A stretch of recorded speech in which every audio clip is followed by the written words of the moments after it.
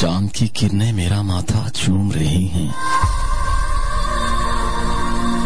मेरी नजरों से ओझल है लेकिन झिंगर बोल रहा है। घर के पीछे एक सड़क है, घर के पीछे एक सड़क है जिस पर री री चलने वाली, शोर मचाती एक अधगाड़ी हॉर्न देती गुजर रही है।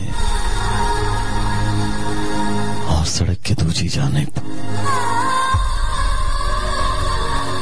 सड़क के दूसरी जानिब हिजरत का दुख ढोने वाली रेल की सीटी गूंजे तो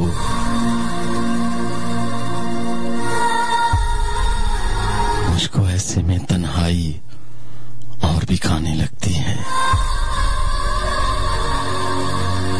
कहने को तो रात का गहरा सन्नाटा है, चांद की किरणें मेरा माथा चूम रही हैं।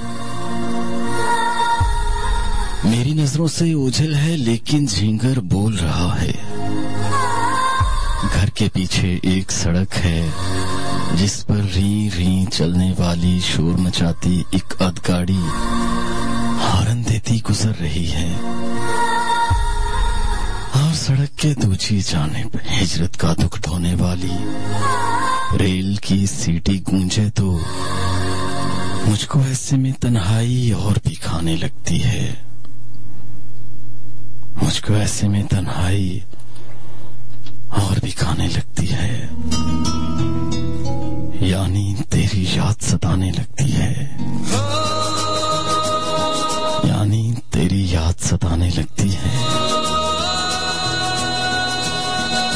यानी तेरी याद सताने लगती है।